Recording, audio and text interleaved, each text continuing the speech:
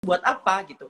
Banyak orang yang berpikir kalau misalkan sekolah itu goalsnya harus kerja, goalsnya harus jadi praktisi sesuai dengan ijazahnya. Enggak juga kok, banyak sekali di luar sana yang orang-orang sekolah justru sebenarnya bukan untuk mengejar karir di dunia pekerjaan atau company atau seperti apa jadi karyawan. Justru kita harus merubah mindset kita bahwa sekolah itu sebenarnya buat aku adalah satu bentuk eh, cara untuk membuat diri kita lebih terstruktur lagi, mau pola pikirnya, pola hidupnya. Karena kan dengan sekolah itu kita sometimes orang sekolah mikirnya gini, buat apa sih, ngapain sih lu belajar matematika, ngapain sih lu belajar fisika, kimia gitu. Toh juga pas di kehidupan nyata, coba aku tanya sama Rana, emang Ya. kamu pakai integral untuk ngitung cuan kamu? Enggak kan? Atau kamu pakai Lebih rumus matematika yang lainnya untuk menghitung kehidupan ini? Enggak juga kan gitu. Tapi lebih kepada prosesnya. Kita menyadur bahwa proses ketika kita belajar matematika, kita diajarkan untuk bagaimana kita menghafal sebuah rumus. Setelah itu kita masukkan rumusnya, setelah itu kita terapkan angkanya. Lalu kita masukkan, kita hitung dulu yang dikurung, yang non dikurung jangan dihitung dulu. Habis itu sampai hasilnya di titik 0 atau di titik yang cuma 1 angka atau 2 angka. Artinya, untuk mencapai goals yang kita mau sesuai dengan apa yang dikatakan dalam maths itu, kita butuh proses.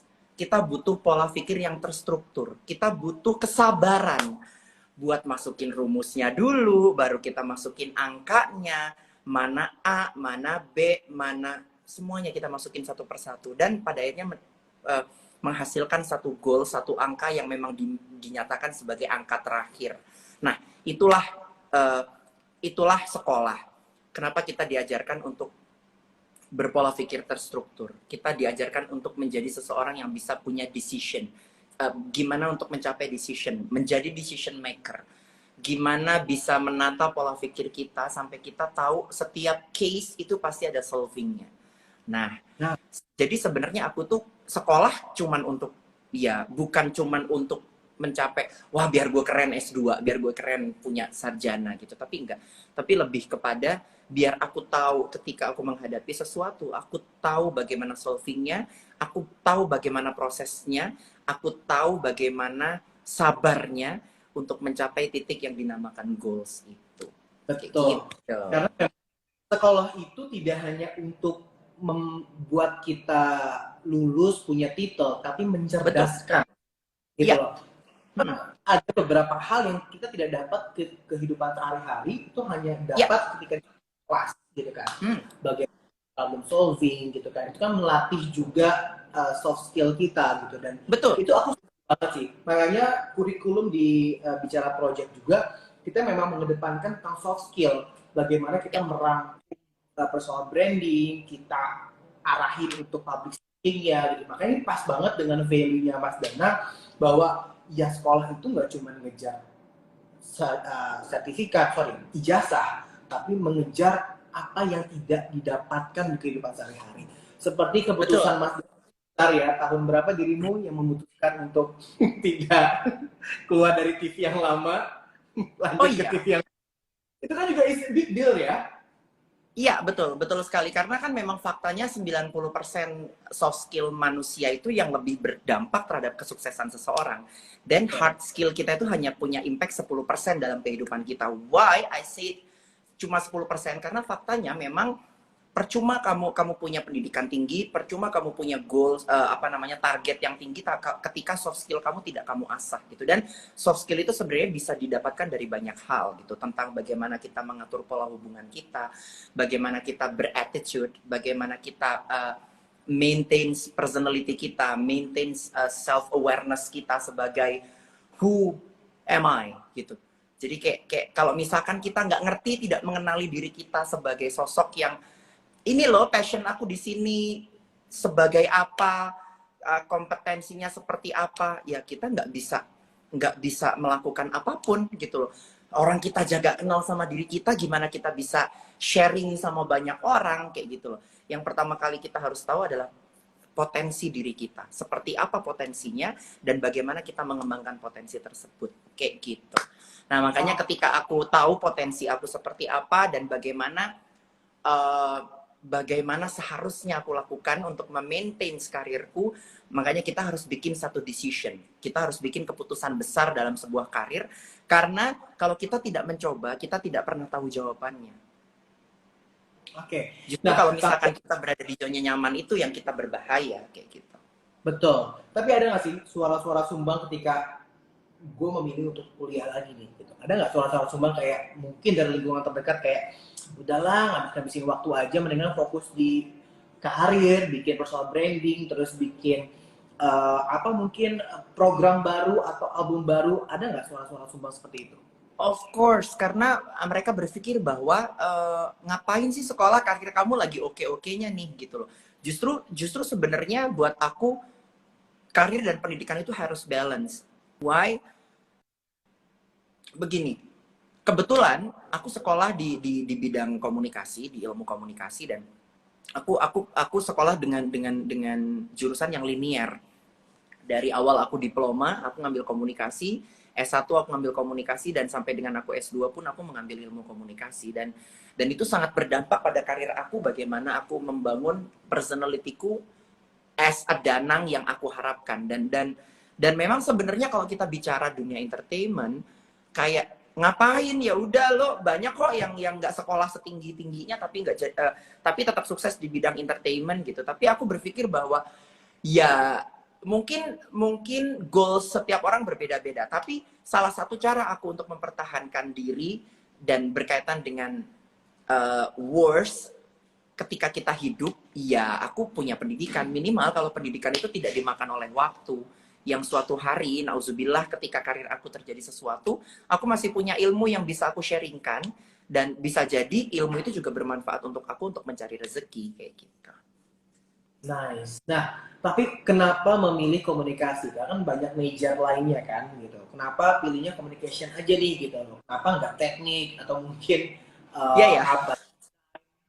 Atau sekarang berbau-bau digital marketing, gitu? Kenapa komunikasi? Kenapa komunikasi? Menurut aku komunikasi itu satu hal yang sangat kompleks ya. Kita tidak bisa, banyak sekali indikator-indikator yang di dalam komunikasi itu berubah setiap waktu berdasarkan momen, berdasarkan kondisi, dan kita tahu bahwa ilmu komunikasi itu tidak apa ya, sangat sulit ketika memang semua hal ada ukurannya, memang semua hal bisa diindikatorkan. Tapi ketika kita bicara kuantifikasi dalam sebuah komunikasi, ini hal yang sangat abstrak gitu. Karena di tempat yang satu mungkin akan efektif ketika kita kuantifikasikan, tapi di tempat yang lain menjadi kurang efektif kayak gitu. Nah, hal yang unik ini yang membuat aku tertarik dengan komunikasi, karena memang dulunya juga kan aku memang passionnya itu jadi seniman, passionnya jadi penyanyi dulunya. Nah, ketika aku mikir kalau aku sekolah, dulu aku sempat kepikiran untuk sekolah seni ceritanya di salah satu kampus di Jakarta. Tapi ternyata aku berpikir, wah kalau seni mungkin aku bisa belajar non formal ya, belajar dengan teman, belajar dengan orang-orang yang lebih hebat, belajar dengan orang-orang seniorku. Nah, tapi kalau sepertinya kalau ilmu komunikasi ini kan aku nggak bisa belajar secara otodidak, dan aku harus butuh pendidikan formal untuk mendapatkan ilmunya. Akhirnya aku belajarlah ilmu komunikasi, dan ternyata efektif sekali untuk diriku, karena bagaimana aku membuild karirku sampai hari ini itu ya juga berkaitan dengan strategi komunikasi. Oke, jadi you choose communication to be your major ya di kampus. Oke, nah terus bagaimana sih? Ya, we know lah, as entertainer itu kan pasti jamnya nggak tentu. And then kita dipush oleh fans-fans kita untuk bikin karya lagi gitu kan. Sementara di kampus pun kita juga harus maksimum gitu loh, harus ya benar-benar fokus gitu kan.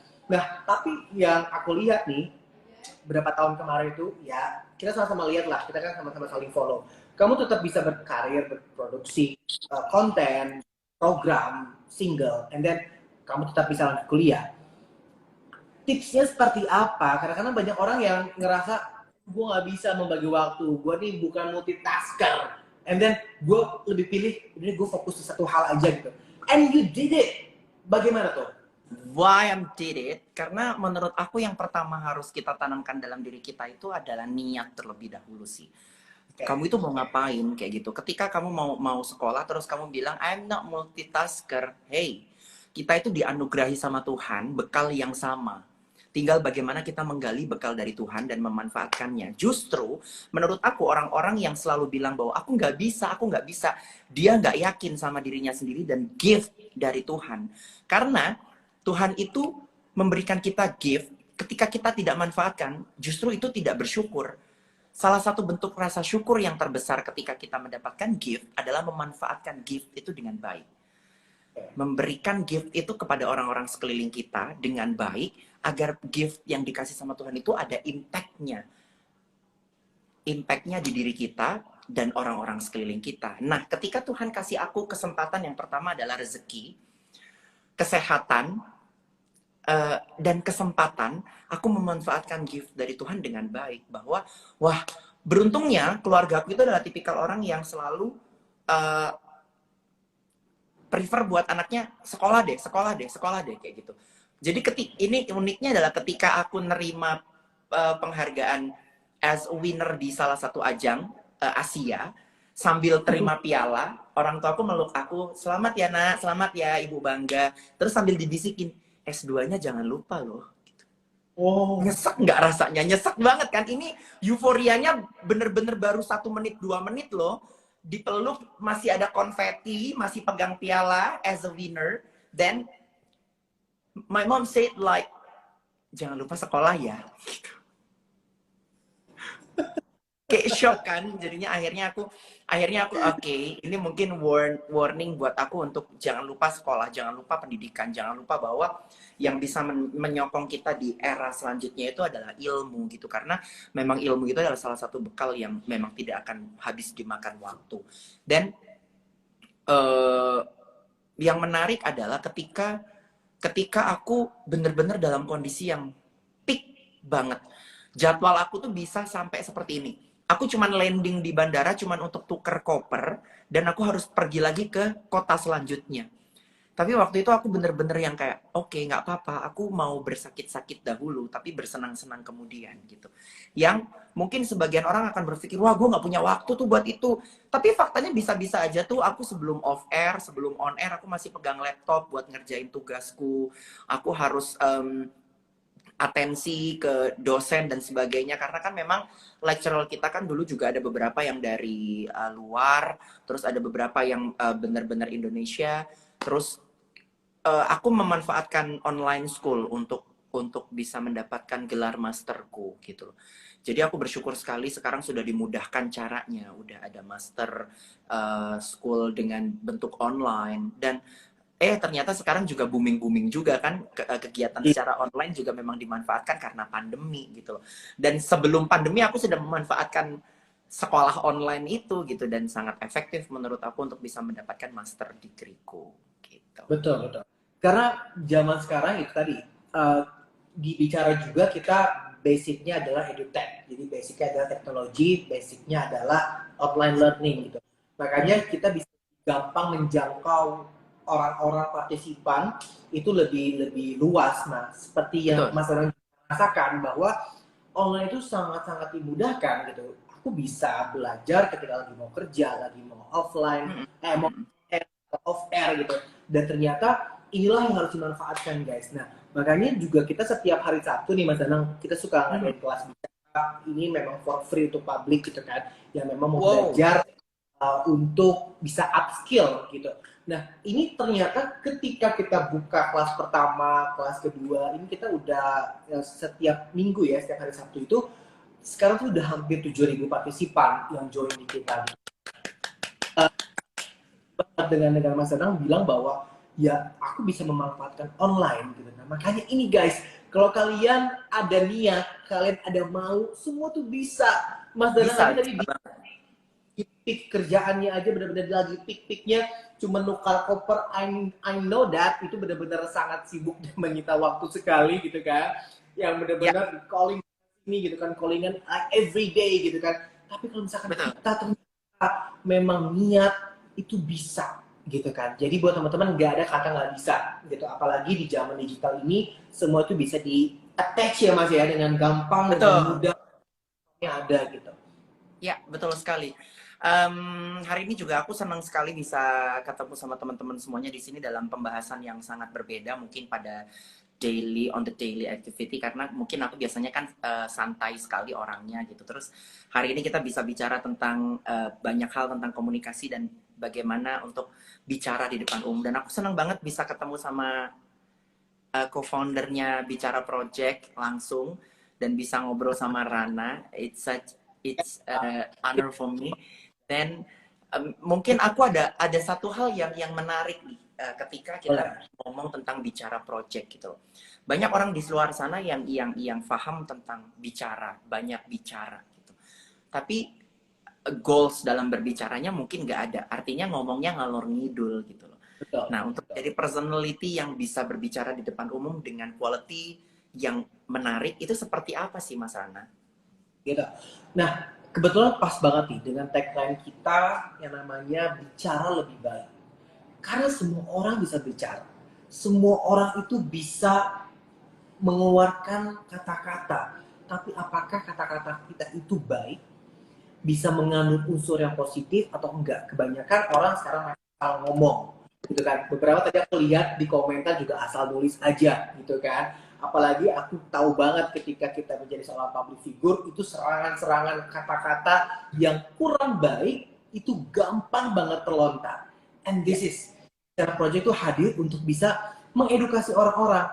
Daripada kita ngomong ini, mendingan kita ngomongnya seperti ini. Lebih baik ngomongnya seperti ini. Nah, makanya kita ada kelas-kelas juga nih, Mas, yang dalamnya ada kayak kelas public speaking, dan aku pengen banget Mas Danang join kita untuk bisa jadi salah satu mentor juga untuk bisa Wow. ngasih. Karena aku lihat loh, nggak jarang public figure yang menanggapi hate comment, and I know you. Kamu sangat menanggapi itu dan kamu mengedukasi orang-orang tanpa emosi. This key-nya itu gitu. Makanya aku tertarik banget ketika kita sama-sama ngobrol kemarin telepon, kayak kita bisa bikin something. Nah, makanya pas banget dibicara lebih baik itu orang-orang harus bisa berkomentar lebih baik seperti apa sih daripada kita nyakitin hati orang, daripada kita menjatuhkan orang, kita introspeksi dulu. Kita udah bisa berdampak apa. Nah, makanya ini. Terus kita juga ada kelas public speaking, ada kelas jurnalis, dan aku juga basicnya sebagai jurnalis juga gitu. Nah, makanya di kelas hari Sabtu itu ternyata alhamdulillah banget sudah bisa menggerakkan orang untuk bicara lebih baik dan lebih sopan. Dan aku pengen generasi Z ini kan generasi Z yang akan run the world, akan menggerakkan semuanya. Makanya kalau generasi Z ini ngomongnya asal-asalan, kesian masa depan kita. Kesian. Iya, betul sekali. Karena kita lihat memang generasi Z ini kan banyak banget yang bilang katanya generasi yang harusnya melek digital gitu loh. Tapi ketika kita ngomongin melek digital, justru mereka mendapatkan efek bumerang dari digital itu sendiri. Ketika mereka tidak paham betul bagaimana cara memanfaatkan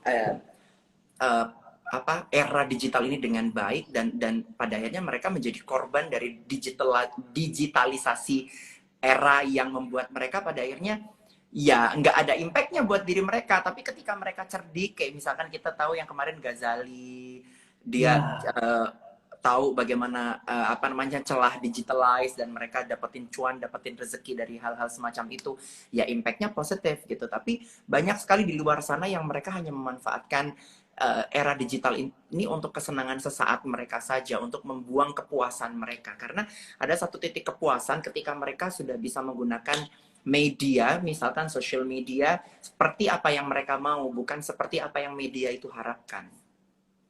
Betul, makanya harus digerakkan dari generasi sekarang ya. Maksudnya kita ini bertanggung jawab loh Mas untuk anak Of kita. course, yes.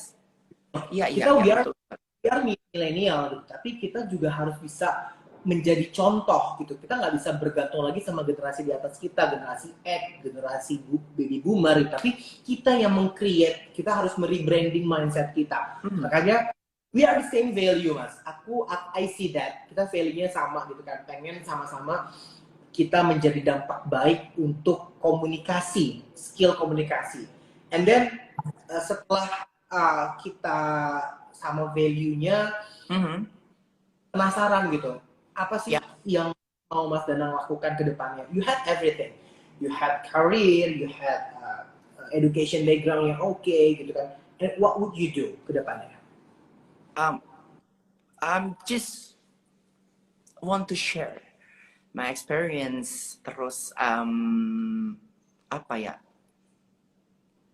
how to make strategic on my career, then everything yang aku tahu dan yang aku punya untuk banyak orang di luar sana yang mungkin punya mimpi yang sama. Karena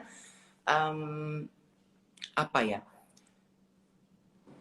efek dari penggunaan media itu sangat kuat sekali bagi penerimanya. Orang yang terstimulus karena media itu ternyata punya mimpi yang sometimes orang bilang mimpinya adalah mimpi di siang bolong gitu.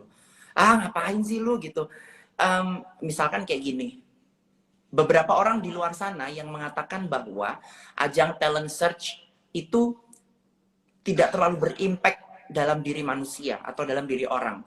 Tapi buat jutaan orang di luar sana yang punya mimpi untuk menjadi penyanyi, yang pengen menjadi talent, mereka berusaha untuk menunjukkan dirinya sebagai siapa dia dan apa yang dia miliki di hadapan publik. Karena memang faktanya banyak sekali orang-orang di luar sana yang ternyata ingin dirinya diakui. Nice. Ingin dirinya diakui. Nah, sedangkan ketika mereka pengen dirinya diakui, banyak orang yang mematahkan pengakuan-pengakuan seperti, ah lu biasa aja, ah lu nggak bisa kayak dia, ah lu nggak punya potensi yang besar untuk menjadi orang tersebut gitu. Dan hal-hal semacam itu yang membuat orang kadang akhirnya merasa insecure, terus passionnya akhirnya patah, akhirnya dorongan dalam dirinya akhirnya tidak terrealisasi dengan baik. Dan itu seperti apa ya? Seperti gunung es yang kita cuma melihat mungkin hanya beberapa orang saja, tapi sebenarnya di bawah itu banyak sekali orang-orang yang punya mimpi, punya cita-cita, tapi mereka tidak tahu bagaimana merealisasikannya. Yes. Dan sebenarnya salah satu strateginya adalah paham terhadap potensinya, tahu bagaimana strateginya, dan tahu bagaimana pola penyampaiannya dengan baik agar orang bisa acceptance sama apa yang dia miliki. Dan itu yang harus kita sharekan kepada banyak orang untuk bisa memulai bagaimana melalui apa? Melalui personal branding. Melalui apa? Melalui communication strategic. Melalui apa lagi? Melalui management communication. Dan 3 hal itu sangat besar efeknya ketika kita memahami betul bagaimana dan apa yang harus kita sampaikan kepada banyak orang. Nice. Ini udah siap, abis ini aku ajuin kontrak, kita kerja sama. Di depan ratusan orang yang nonton kita siang hari ini. Maksudnya keren banget. Nggak semua public figure itu punya mindset seperti ini. Mereka berpikir, oke, gue mau cuan, kalau nggak ada cuannya gue nggak mau. Tapi kan ini is different thing gitu kan. Kita lebih milih value-nya daripada cuannya gitu kan. Dan gini itu sih, karena menurut aku sebenarnya just do it, just do more. Then kamu bakalan dapetin apa yang akan kamu mau ketika kamu melakukan banyak hal. Ketika kita menyampaikan tuntutan kita tapi kita belum melakukan banyak hal, it's nothing. Orang akan bilang, lo udah ngapain sekarang gitu loh. Lo belum ngapa-ngapain aja udah minta duit gitu loh. Kayak gitu misalkan ya, bahasa kasarnya kayak gitu. Tapi yang lebih kita lakukan sebenarnya adalah sekarang itu bagaimana kita melakukan banyak hal dulu. Impact-nya terhadap banyak orang ada atau enggak. Artinya rezeki itu akan muncul nanti ketika kita bisa melakukan banyak hal dan memang ada manfaatnya. Kayak gitu sih. Ya Sun, mudah-mudahan kita bisa jadi orang yang punya impact untuk orang-orang di sekeliling kita melalui ilmu-ilmu kita, melalui pembelajaran kita. Karena kan kita ini kan praktisi ya, gitu loh. Ya. Kita tidak cuman sekedar mendapatkan ilmu itu di sekolah atau di kampus gitu. Dan ketika terus kita ngomong sesuai dengan teori yang berlaku. Sometimes yes, memang teori ada manfaatnya sebagai bahan acuan kita untuk berjalan, untuk melakukan hal, sebagai indikator kita untuk mengukur sejauh mana praktik yang kita lakukan apakah sesuai dengan nilai-nilai dalam teori. Tapi pada dasarnya sebenarnya yang kita lakukan di lapangan itu bahkan jauh melampaui dari teori-teori yang kita terima kayak gitu. Dan disitulah more. Iya kan? Experience tells. Jadi experience tuh tell Iya, more. iya, betul banget gitu loh. Bahkan banyak orang yang kadang terkungkung dengan sebuah teori pada akhirnya, tapi nggak kayak gitu. But as a fact, di lapangan itu tidak terjadi seperti itu. Makanya kita itu harus bisa jadi orang yang luas untuk bisa mix and match antara teori dengan praktik yang kita lakukan di lapangan. As a praktisi komunikasi. Yes, Kayak gitu. nice. Oke, terakhir Mas Dana. Ini karena Mas Dana tuh banyak banget sering speak up, apalagi sering balas-balasin komen para komentator, para netizen yang paling budiman. So, aku pengen ngasih kesempatan Mas Dana. What would you say sama orang-orang yang hari ini masih suka hate speech ya, masih suka hate comment ya gitu kan? What would you say? Daripada Mas Danang balesin satu-satu, silahkan Mas Danang. What would you say buat anak-anak No, get me? I'm just want to say thanks for the all people on my Instagram and my social media. So aku pikir bahwa kalau misalkan mungkin aku I'm just human gitu. Yang aku punya limitasi untuk menerima apa yang mereka lakukan gitu. Tapi di titik lain kadang aku membalasnya dengan bentuk yang mengedukasi gitu. Tapi di titik lain kadang memang aku harus hajar karena apa? Pilihannya mentalku yang rusak atau mental dia yang rusak. Nah, karena aku nggak mau mental aku yang rusak, jadi aku harus serang duluan. Karena strategi komunikasi salah satunya adalah kalau kamu nggak mau tumbang, kamu harus fight. Nah, jadi salah satu yang aku lakukan adalah karena aku nggak mau tumbang, ya aku harus fight. Dan gimana cara aku fight? Aku patahkan dia dengan strategi komunikasi yang berada di titiknya. Dan pada akhirnya mereka juga nggak bisa ngomong macam-macam. Ya akhirnya mereka omongannya semakin ngelantur, mencari-cari kesalahan, and so on. Tapi ada satu langkah besar yang ketika aku memutuskan aku menikah pun ternyata masih dapat hate speech. Bahkan hate speech-nya sampai ke istriku gitu. Dan aku sangat senang, artinya mereka notice dengan aktivitas-aktivitasku. But aku cuma pengen ngomong sama kalian semuanya, percuma kalian hate speech, percuma kalian menebarkan kebencian, percuma kalian berkata-kata buruk tentang diri seseorang tanpa kalian menyadari bahwa diri kalian itu sebenarnya apa yang kalian lakukan gitu. Jadi apa yang kalian lakukan itu sebenarnya adalah cerminan dari diri kalian. Kalian bisa ngomong orang buruk, tapi kalian tidak pernah menyadari bahwa apa yang kamu lakukan itu sebenarnya buruk gitu. Jadi mulai introspeksi, mulai kita berpikir bahwa ketika kita sibuk mengurusi urusan orang, then artinya kamu sedang stuck dalam kehidupanmu. Kamu lupa untuk memikirkan dirimu sendiri dan mengupgrade dirimu sampai kamu terlalu sibuk mengurusi banyak kehidupan orang-orang di sekelilingmu. So, mulai dari dirimu, upgrade personality-mu untuk bisa sukses. Jangan pernah berpikir orang punya apa, tapi kamu harus berpikir kamu punya apa. Nice. Jangan berpikir orang punya apa, kamu pikir kamu sudah punya apa. Itu quote yang menyentuh banget. Jadi daripada kita ngurusin orang lain, mendingan ngurusin diri sendiri. Ya kan? Iya, gue udah ngapain, gue punya apa, lo belum punya apa-apa, tapi lo ngurusin orang dulu gitu. Dia mah ini, dia tuh ini, ya dia mah begini, tapi dia lupa ngulitin dirinya sendiri kayak, oh my god, kayak gitu sih. Orang jangan tanggung-tanggung Mas ya, bayarin cicilannya juga. Oh iya, aku udah pernah ngomong itu sampai lo ngurusin gue ini, sekalian dong ngurusin listrik gue, air gue, ART gue, urusin deh gitu. Tapi aku senang, artinya sebenarnya mereka itu notice sama kita. Sebenarnya mereka adalah orang-orang yang sayang sama kita. Sebenarnya mereka itu adalah mereka adalah komentator yang objektif mungkin ya menurut aku. Kita harus tetap mengambil poin dari hate speech yang mereka lakukan. Kenapa sampai hate speech itu terjadi gitu loh. Walau mereka selalu bilang kalau lo jadi public figure ya lo harus tahu konsekuensinya, lo harus terima dong dibully. Hey, kita ini bukan tempat sampah yang kamu boleh buang sampah gitu loh di rumahku atau di diriku gitu. Tapi kita ini adalah public figure yang boleh ketika kalian kritisi boleh dengan cara yang baik gitu loh. Kita ini kan orang-orang yang terbuka dengan kritik gitu. Silahkan mengkritik, silahkan kalian memberikan edukasi sama kita. Kita juga manusia kok yang tidak sempurna gitu. Jadi kita butuh kalian untuk bisa menjadi spion kita untuk berjalan. Kita butuh kalian juga jadi rem kita untuk berjalan. Kalianlah yang bisa menjadi orang-orang yang membantu kita untuk menjalani hidup ini dengan baik. Tapi bukan berarti kalian boleh semena-mena karena tagline ya kalau mau jadi public figure ya harus siap untuk dihajar sama netizen. Enggak juga gitu. Kalian Lagian mereka itu hanya belum bicara lebih baik. Mungkin poinnya bagus, ya, cuman cara penyampaiannya. Gitu. betul. Makanya Mungkin, kalau betul. baik, belum dibicara project ya.